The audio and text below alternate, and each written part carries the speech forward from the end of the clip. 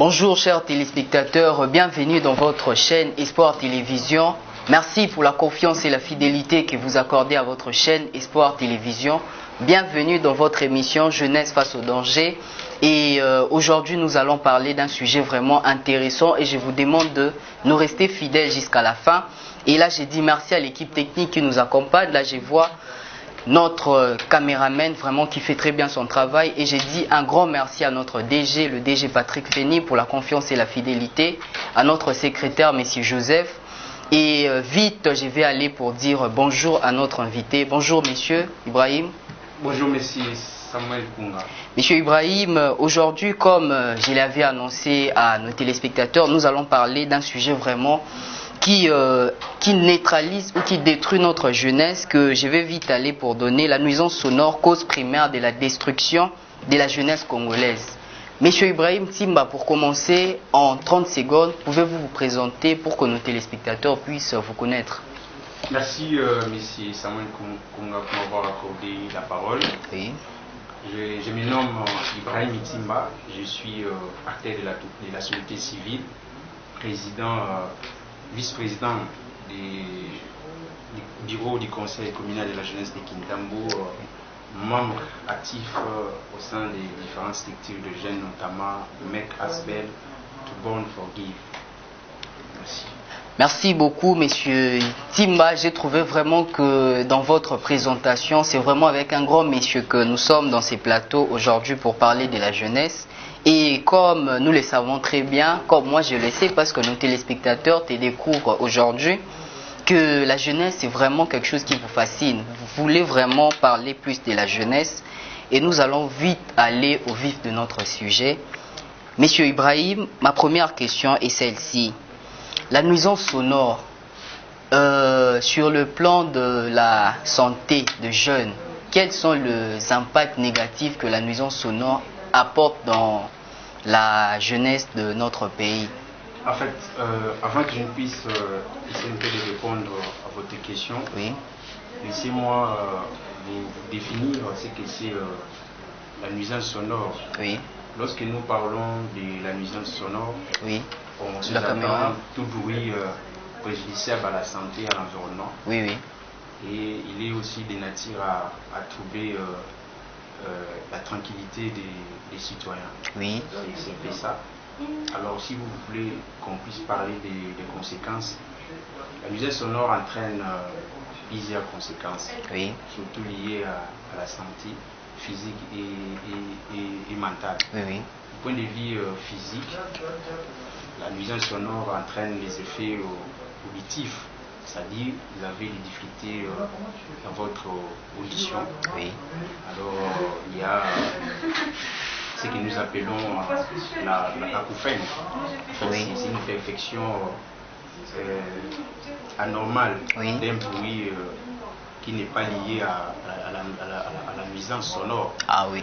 Alors, il y a des sifflements. Oui. C'est ça. Alors, donc si je comprends ce que vous venez de dire, la cacouphène c'est là.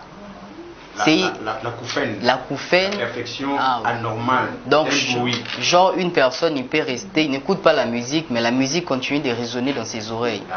Ah, très bien, Monsieur Ibrahim. Et dernièrement, je vous avais vu et vous avez fait votre descente sur le terrain pour conseiller les jeunes sur tout ce qui est nuisance sonore. C'était vraiment quoi le vif de votre descente sur terrain et c'était dit à quoi? Qu'est-ce qui vous avait amené? Parlez-nous brièvement de ce qui était votre visite. C'était une activité que les amis de la science et de la justice, une association de jeunes, oui, qui travaille aussi avec notre organisation dénommée Mouvement pour l'émergence des Kanduka. Oui. C'est un programme lié à la sensibilisation de la population des Kanduka, oui, sur la lutte contre la nuisance sonore. Parce qu'on a constaté que dans cette cité, oui, la nuisance gagne du terrain. C'est ça. Il aura fallu que les jeunes puissent s'élever comme le seul homme pour pouvoir interpeller la population, mais aussi les responsables des églises et tenacés des bars. Parce qu'on a constaté que ce sont eux qui sont vraiment à la base de cette nuisance-là, oui, sonore. Et Monsieur Ibrahim, vous avez été vraiment très très éloquent dans votre prise de parole. Et Monsieur Ibrahim, sur le plan, là revenons à notre sujet de cette soirée. Monsieur Ibrahim, prenons un peu la nuisance sonore. Qu'est-ce que ça cause sur le plan mental dans la vie de nos jeunes? Je l'ai dit tantôt. Oui. La nuisance sonore entraîne des effets négatifs, oui. C'est-à-dire des effets auditifs, oui. Et des effets extra-auditifs. Oui. Lorsque nous parlons des effets extra-auditifs, on voit les stress, les troubles du sommeil, oui. les troubles du système cardiovasculaire. Oui. Alors, les jeunes qui sont exposés à la nuisance, je crois, éprouvent de nombreuses difficultés. Si nous prenons par exemple les étudiants, les élèves qui sont vraiment exposés à la nuisance, oui. La difficulté macabre, c'est pour nous assimiler même en matière. C'est ça. Surtout pour ceux qui préparent les études, les travaux scientifiques, s'ils sont à côté de bruit, ils auront du mal à pouvoir harmoniser la vie na bango, préparer la idée na bango, parce que exposé à la maquille, ça dérange un peu le travail. C'est ça, Monsieur Gaé, Monsieur Ibrahim, j'allais dire. Monsieur Ibrahim, et à tous ces pasteurs et barman ou gérants de bar, j'allais dire, qui augmentent leur volume jusqu'au max pour indisposer la population. Sur les plans juridiques, est-ce réellement il y a de pénalités pour toutes ces personnes-là? Oui, il y a des pénalités. Oui. Et j'ai salué en passant nos députés provinciaux qui travaillaient sur un édit. Oui. Un édit qui a été déjà promulgué par l'ancien gouverneur. Que je vois même là avec vous. J'ai avec moi cet édit. Oui. L'édit numéro 005 du 9 octobre 2018 portant l'alimentation relative aux nuisances sonores dans la ville de Kinshasa. Bien sûr. Dans cet édit, c'est pour pouvoir assurer la tranquillité des citoyens. Oui. De lutter aussi contre les nuisances, les tapages diurnes et nocturnes dans la ville de Kinshasa. Oui. Alors, en ce qui concerne les pénalités, je crois tout contrevenant est puni d'une amende allant de 10 000 francs à 500 000 francs pour lui. Oui. Et puis, en ce qui concerne les récidivistes, si vous continuez à déranger, à ne pas respecter les règles liées aux nuisances sonores, vous êtes passible à une servitude pénale de 15 jours. Wow. Et puis vous allez payer une amende là de 500 000 à 1 million de francs congolais. Ah bon? Juste pour ça, juste pour le fait d'augmenter le volume de ces instruments de musique, ça peut aussi causer du tort à votre liberté. Oui. D'abord, si vous êtes exposé à la nuisance, vous êtes victime bien. C'est ça. Oui. En dehors de bateau, voisin. Yo nous allons victime parce que vous avez en face na makelele. Oui. Les makelele wana ils a préjudiciable la santé na yo. Dans moyen ba mboka où ils a mingi pe développer. Oui. Bazana ba bouchon d'oreille, ça dit bazana matériel où ils a pour les bango même ça dans en face na c'est comme makelele zali mais comme ça ba matériel wana pour ça la déranger. Vous participer ici comme la musique et en parlant aussi de la nuisance sonore, ce qui est plus mis dans nos zones, aujourd'hui on constate que c'est plus la musique et aujourd'hui on trouve que la musique vraiment de notre pays amène vraiment ce qui est bassesse et l'expose vraiment au vu de tous. On trouve que dans nos musiques, il n'y a plus vraiment des enseignements que des messages vraiment obscènes. Qu'est-ce que vous pensez étant qu'analyste et étant que personne vraiment qui milite pour l'éducation de la jeunesse? En fait, la musique en soi n'est pas mauvaise. Oui. C'est plutôt l'utilisation. Si nous sillonnons dans certains quartiers de Kinshasa, pour ça, que les instruments sont exposés sur les grandes artères, on voit. Et puis il y a des musiques qui se passent dans les différentes boîtes de nuit on commence à les présenter sur les grands acteurs. C'est ça. Il y a des sons où ils sont censés éviter dans la boîte, mais comme on bête dans la banzela, et ça détruit aussi l'éducation à bas en ambition. Pour ce moment, on a 8 ans, 12 ans, parce que la chanson on connaît ma casse. Où il sait vraiment l'État à bien qu'on n'est pas encore arrivé à ce point. Oui. J'anticipe déjà pour dire que l'État vraiment s'est mis à fond là, vraiment mis sur Macambouana. Et ils ont ma BT comme je l'ai dit. Oui. Mais ils ont ma musique qui nous suit sous, c'est des BT en plein air. Bien sûr. Alors pour ne pas vivre ça, l'éducation à la mission. C'est ça, parce qu'on dit que la jeunesse, c'est le relève de demain. Si on détruisait la jeunesse, automatiquement, c'est les pays qu'on met en danger. Monsieur Ibrahim, sur le plan social, est-ce la musique ou la nuisance sonore a de points ou emmène aussi de positif et de négatif à notre pays? Sur le plan positif, d'abord, nous allons commencer. Sur le plan positif, oui. D'abord, les contrevenants. Oui. S'il est frappé des délits liés aux nuisances sonores, oui. Il doit payer une amende. C'est ça. L'argent qu'il va payer, ça va partir où? Si c'est dans le trésor de l'État. Normalement. Ça aide aussi l'État à pouvoir mener des actions liées à la prévention des nuisances sonores. Et l'argent qu'on récolte auprès des contrevenants. Oui. Voilà, du point de vue positif, c'est ça. Et du point de vue négatif, là, je voulais parler aux contrevenants. C'est-à-dire, vous qui êtes contrevenant, vous allez payer l'amende. Mais si vous n'avez pas l'argent qu'il aurait dû payer pour pouvoir supporter les délits liés aux nuisances sonores, ça aurait servi à autre chose. Et puis, si vous êtes exposé aux nuisances, vous allez tomber malade. Et puis, vous n'avez pas d'argent avec nos pays des moyens que nous disposons. Oui. Et permettre de faire face à nos soins. Il y a un moment qui est vraiment important pour que Mbongo, si on a ça, on éliminer le venu sur le plan social. Oui. Et puis, s'il faut aussi parler, pour continuer à sur cet ordre d'idée, oui. Il y a des maisons où ils sont exposés dans la nuisance. Qui m'ont pas posé en banda pour là. Il y a des opérateurs économiques qui sont parce qu'ils sont exposés dans la nuisance. Et on est dans Chine, si on a nos quartiers, il y a des gens, les quartiers où ils sont pour faire dater. Parce que maquiller les alliés. Parce qu'on préfère qu'il y ait un quartier où il y a la tranquillité. C'est ça. Alors, je n'ai pas voulu citer un quartier à moi. Pour éviter des polémiques. Des polémiques, quoi. Il y a des quartiers où tu dis que sur la plus en d'accord, qu'il y a la tranquillité. Il y a des quartiers où on a beaucoup de parce qu'il maquillé la thème de ma case. Voilà, c'était ça. Et point de vue social, oui.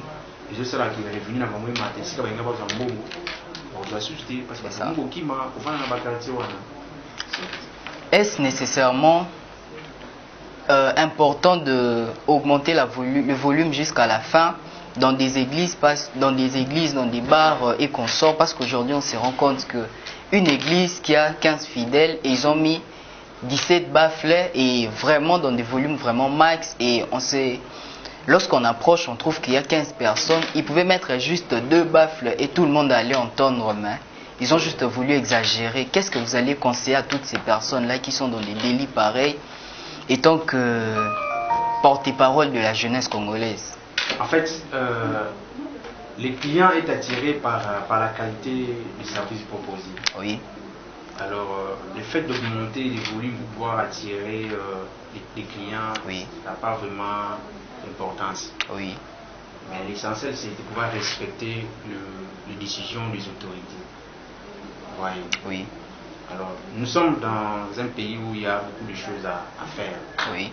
Tous ceux qui commettent ces actes-là, ils sont en train de travailler pour le développement du Congo, ou soit de la ville de Kinshasa, ou soit ils sont en train de détruire.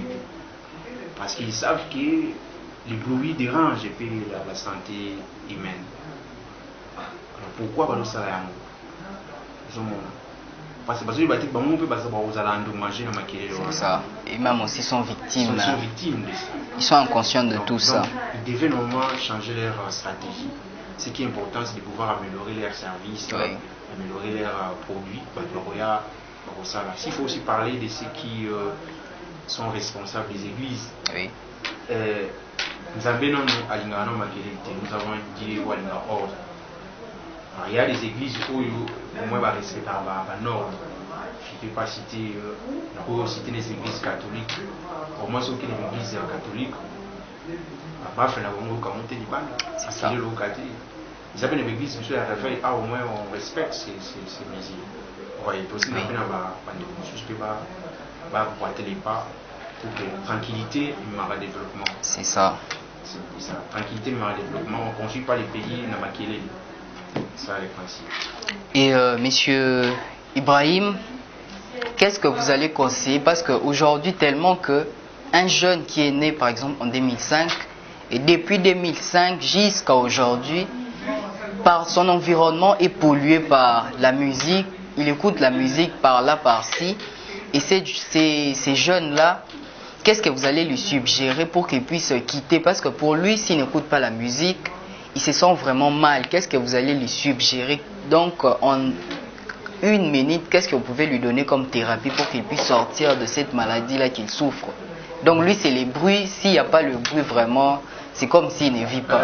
Il y a un slogan où il dit, nous sommes dans les bruits, le bon souvent. Le bruit, c'est une maladie. Oui. Alors, je l'ai dit tantôt, la musique est ma bêtise. La musique est ma bêtise, ça nous aide aussi à se distraire. Oui. On est sur le stress, dans le mêlé. Nous aussi, on a pas utiliser un moment opportun. Pas à la trop excessivité dans ma campagne. Oui. Pas éviter d'utiliser des écouteurs sur la musique. Il y a des gens qui dorment avec des écouteurs. Oui. Alors, il faut endommager oui. Ça te interdit de monter la musique, mais pas utiliser un bon lycée. Au moins opportun. Et puis ça va bien pour nous.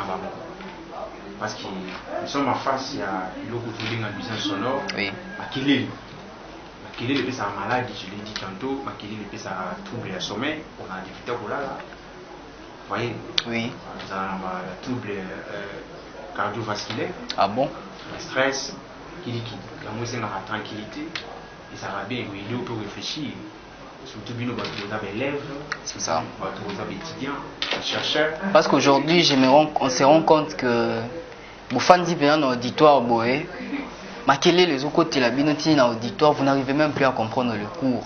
Toutes ces choses-là. Et qu'est-ce que vous allez suggérer aussi aux agents de l'ordre et puis sont censés vraiment faire respecter la loi? Parce qu'aujourd'hui, on se rend compte que Bakangi, Babafle, Bakangi, Globaïna, quelque chose, moyennant, et on les retourne ça et ils rentrent dans l'air même délire. En ce qui concerne mes suggestions, oui. Je commence d'abord par les autorités politico-administratives, c'est-à-dire nos bourgmestres qui nous chassent ça. L'édit est là. Je crois que vous avez ça dans vos bureaux. Prière de le conciter pour pouvoir bien mener des actions liées à la prévention des nuisances sonores dans vos communes respectives.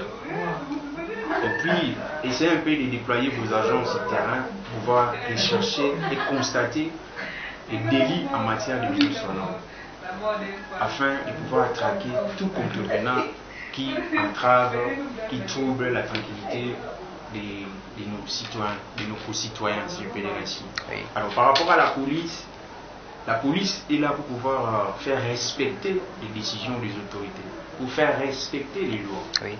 Alors, avec l'édit numéro 005 du 9 octobre 2012 portant réglementation relative aux nuisances sonores dans la ville de Kinshasa, oui. il y a un article qui stipule qu'il est interdit de pouvoir utiliser des nuisances, disons, d'utiliser les nuisances sonores. Oui. Et la police est là pour faire respecter les décisions. Bakanga, Bamoni, Batu, Oyo, Batu, déranger, tranquillité, Batu. Bamon Bazar n'a pas besoin de loi. Normalement. Il se promène avec, je crois. Chacun de nous doit faire son travail. Le bourgmestre fait son travail en termes de sensibilisation. La police aussi fait son travail en termes de l'application de la loi, de l'édit. On doit faire respecter l'Ibeko parce que l'Ibeko ils ont la discussion avant nous. Et souvent on nous dit que Makelele ils ont des cultures habituées de ces gens-là qui se disent que tellement que les Congolais est vraiment doués en musique. Quand on fait du bruit, c'est pour honorer la culture. Ils les disent souvent, qu'est-ce que vous allez conseiller à ces genres de personnes-là? Parce que aujourd'hui, on se rend compte que quand vous suivez par exemple la musique classique, vous trouvez que même la sonorité vraiment, elle est faite pour ne pas nuire ou ne pas déranger à tout le monde, mais juste pour capter le public qui est là. Mais aujourd'hui, on se rend compte que musique, il faudra Makelele, on se rend compte que vraiment on a déformé au fait notre vision de voir la culture. Pour faire la musique, il faut seulement crier, il faut seulement mettre des sonorités vraiment très fortes. Disons, par rapport à la sonorisation dont vous venez de parler, oui. Ils ont dépendre. Parce que on t'a sur musique est ça la manière de façon ordinaire. Oui. Mais l'utilisation de bateaux est censée pour penser la musique n'est pas pour abuser. Tant qu'on continue à studio c'est la musique qui est normale. Et tant qu'on peut voler mais ça n'est pas dans temps oui. Tu vois. Nous sommes au est-ce que comme dans ça la musique tout le monde doit utiliser. Mais ça par rapport à l'utilisation des problèmes.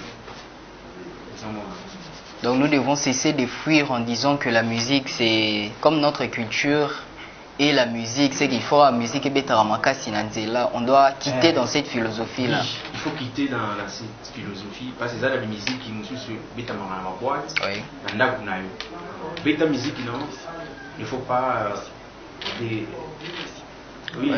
C'est plus ça. C'est-à-dire nous devons au moins demander à la population de Kinshasa de pouvoir dénoncer ou de déposer des plaintes contre les contrevenants parce que ce sont eux qui dérangent notre tranquillité.